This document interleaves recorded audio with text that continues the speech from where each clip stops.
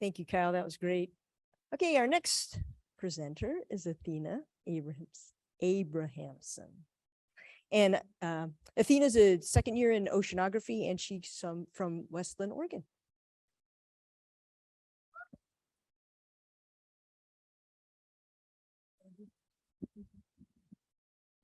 I gotta clip this on first. Give me a second.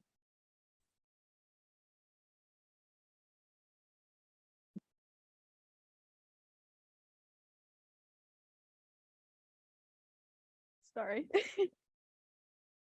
Okay. Can you hear me okay? Awesome. Okay. So hello, my name is Athena. I got a cool introduction, but I'll just say my name again. This is my first time doing something like this, so I'm a little nervous, but it'll be good. So what I'm going to be talking about today is setting the groundwork for an effective conversation about ocean acidification. And throughout the presentation, I'm going to use the term OA, or the acronym OA, to describe it, because if I say it too many times, I'm going to get tongue-tied. So I am the Ocean Acidification OA Messaging and Awareness Intern at the Oregon Coast Aquarium. That picture of me, that's my first day. I was really excited. That's my first step into the real world with the big girl job. So that was pretty fun. I'm a part of a larger project about ocean acidification. There have been people at the aquarium working on this for a couple of years. There's an intern last year actually who was talking or did a lot of research surrounding what guests knew about ocean acidification and what they were willing to do about it. As you can see on the left and right of the picture of me, those are some of the materials that the aquarium has used in the past to supplement what they've talked about when engaging with guests about OA. Oh, I guess my part of the project is synthesizing materials, so research about OA and refining that into messages that guests will be able to interact with. So ocean acidification is a big deal, and it's not getting the the recognition that it deserves. Especially off of our coast, we're on the Pacific Northwest, and in this region, it's a OA hotspot. And what that means is this region is more susceptible to the impacts of OA. And what this graph or this figure is showing is by the year 2050, it's projected that the surface water will be stressful for shelled mollusks. So they won't have enough of this material called calcium carbonate to create their shells, and that's impacting ocean ecosystems as well as the human economy. And as I said earlier, it's not getting the recognition it deserves. And Emily Morrow, the intern last year, found that when she surveyed people, 56% of the people that she asked hadn't heard the term before.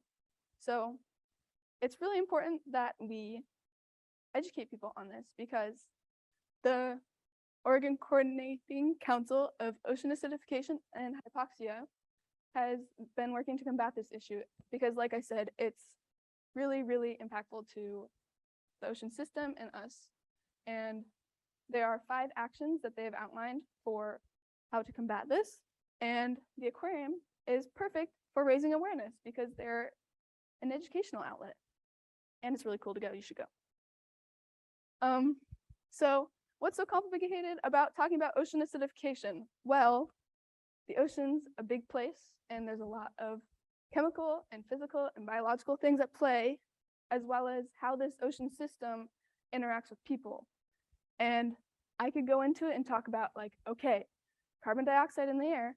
I forgot to mention that. Ocean acidification is a human-caused issue. It's caused by our use of fossil fuels. But anyways, the carbon dioxide that's in the air and gets dissolved into the ocean water, it interacts with the water, and it creates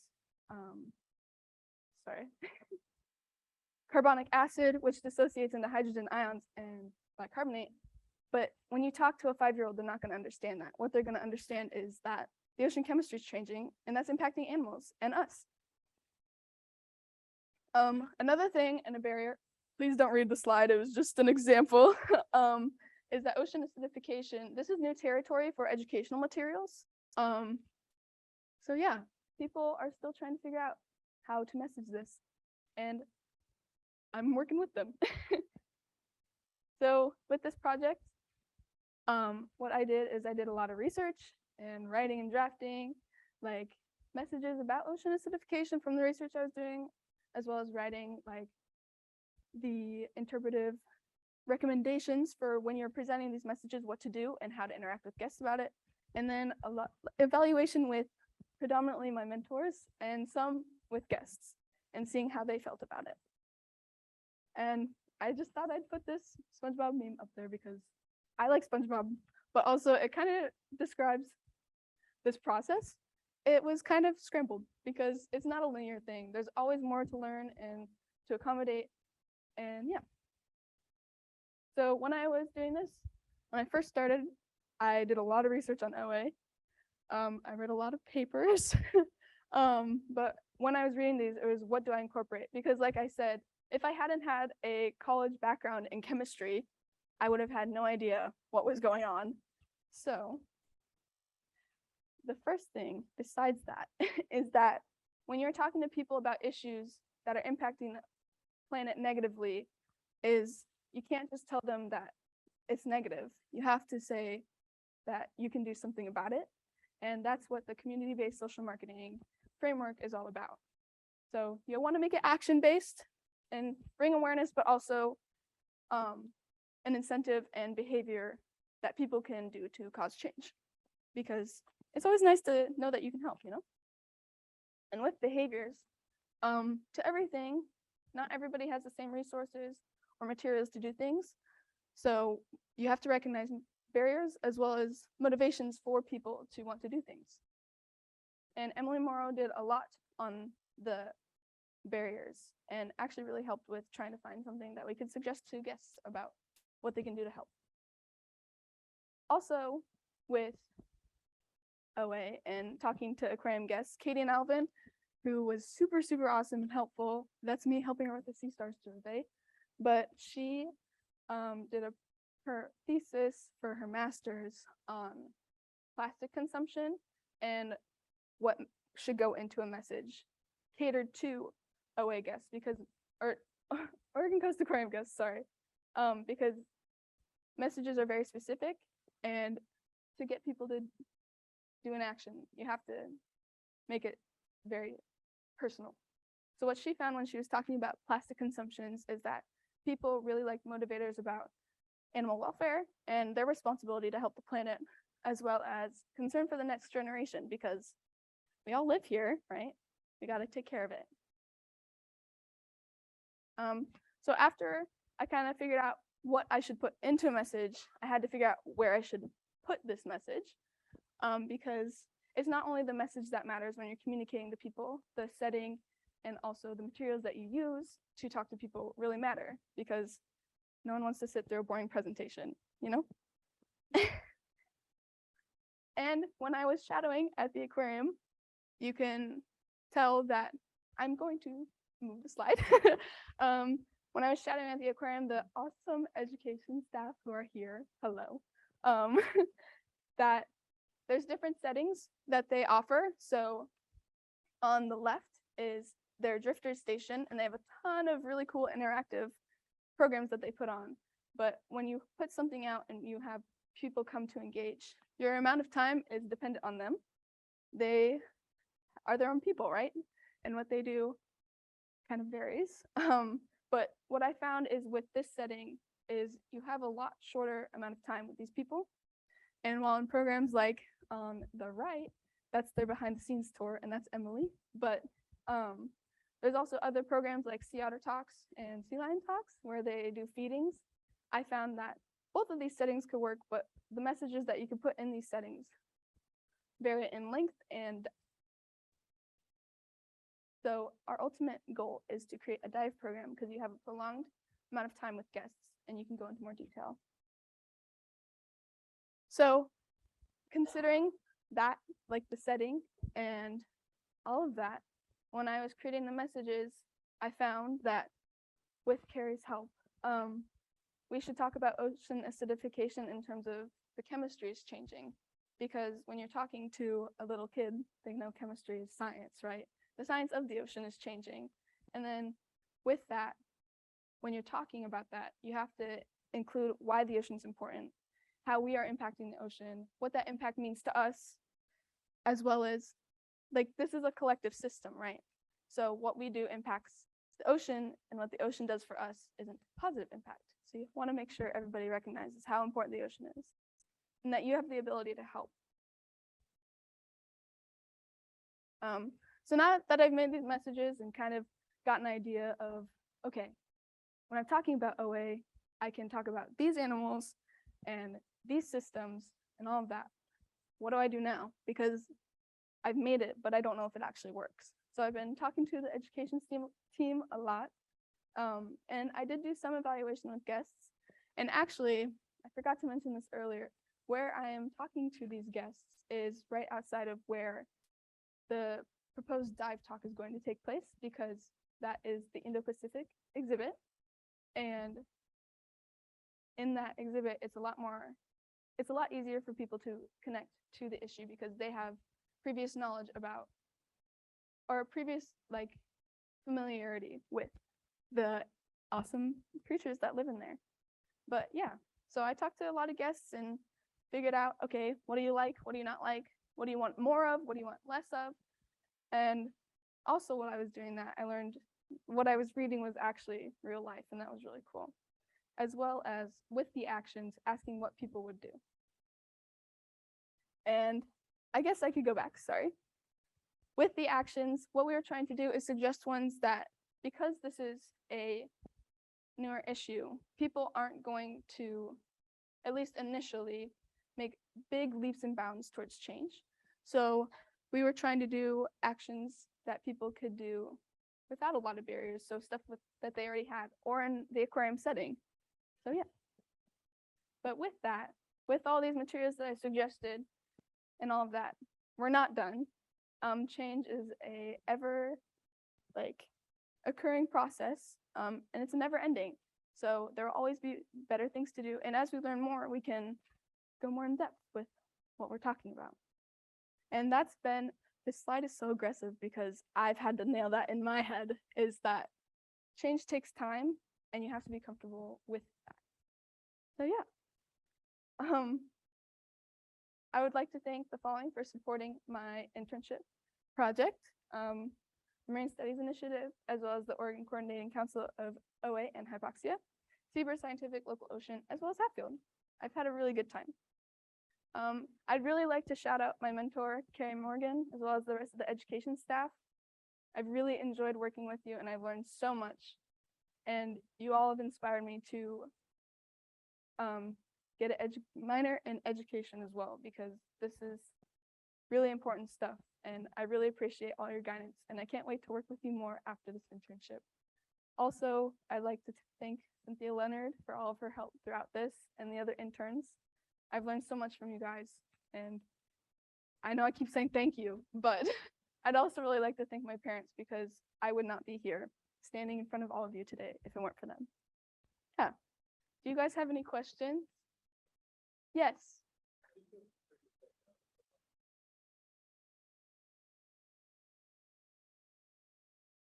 Okay, sure. So pretend I am near this exhibit, right? And I have all of my biofacts. I have my coral and my crabs and all that, okay? So I'd come up to you and be like, do you want to see coral up close? And what would you say? Of course. Awesome. Okay, let me show you. So with these, coral are made of something called calcium carbonate. And calcium carbonate is something that they find in the ocean's waters. But because of our use of fossil fuels, the ocean's water is changing. And that's impactful to these guys, as well as pretend I'm standing next to the Indo-Pac tank that I told you about, okay? As well as this ecosystem. And that's really, really not good, right? So this is really informal, and I'm on the spot, so thank you, Wally. But with these things, what you can do at home is to really reduce your amount of energy that you use. And something that you can do, say you're a little kid, okay? I know you're not a little kid, but like, what you can do is unplug your devices when you're not using them, because they always suck power, right? So that saves energy, but also your parents' money. Yeah. Does that answer your question? Awesome. Any more questions? Yes. Aside from unplugging our devices, what are some of the other messages that you found effective for all ages? Yeah. So for all ages, I was in the process. It's very hard to find actions because, like I said earlier, this is really, really in the early stages of educational materials and all of that. But what we found is based off of previous work, the unplugging as well as reducing food waste was a big one for families because that's kind of who our audience is. So if you talk to the families as a unit, everybody can work together. But also using the cold setting on your washer and dryer, as well as the end goal is to have people be able to look into their local politicians as well as some corporations that do contribute a lot of carbon emissions to the atmosphere and have them write to them. So either in a postcard setting or an online setting.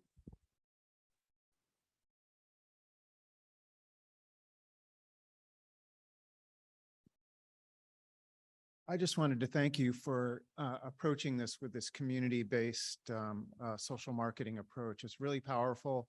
And this addresses one of the really tough nuts, I think, in climate change.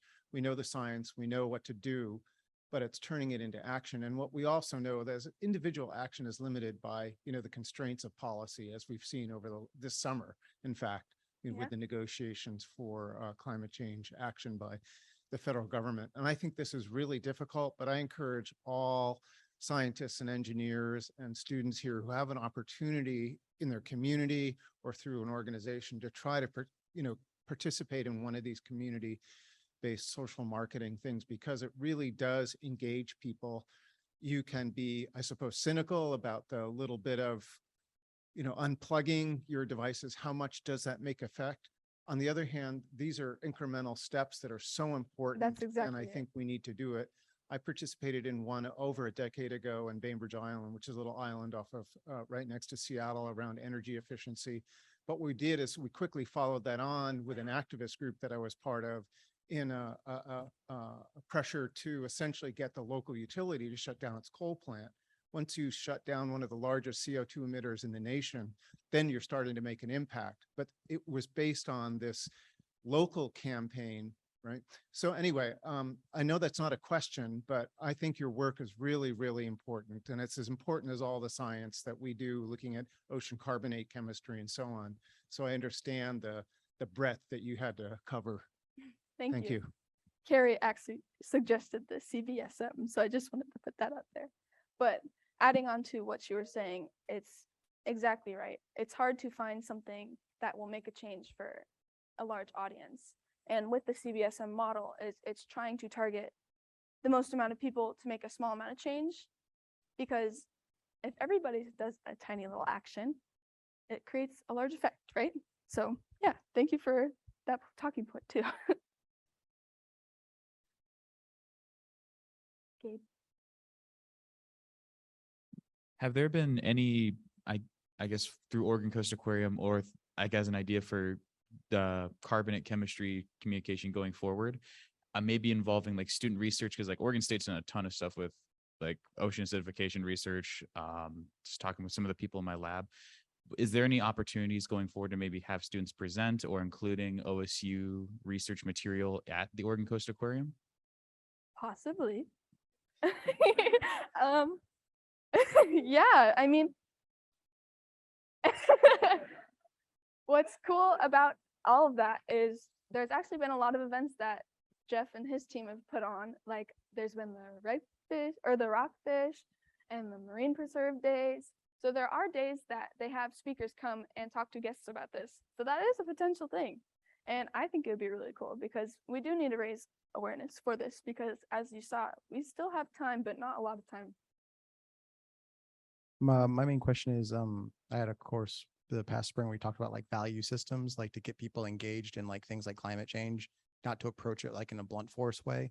Do you guys have any like metrics on like using, like Oregon's coast is very fisheries based, like with oysters and things like that. Have you guys implemented anything like that where it's like who is impacted? Like, so if ocean acidification continues on the path it is, Oregon oyster fisheries could, lose this much money by 2050 kind of thing. Yeah, I actually did read a lot about stuff like that. And if I had more time, I would go way further into the messages and all the research that went into that. This is just like a little introduction, But yes, so in the recommendations that we have, or that I've created to give to the aquarium, especially surrounding like in more informal settings where you are talking one-on-one with guests instead of a presentation to a crowd, using the biofacts as like conversation starters, especially like oysters, and talking about like the Whiskey Creek hatchery and all of that, and talking about, like I said earlier, that Oregon is part of a hotspot and that this community will see the effects, especially Newport. So yeah.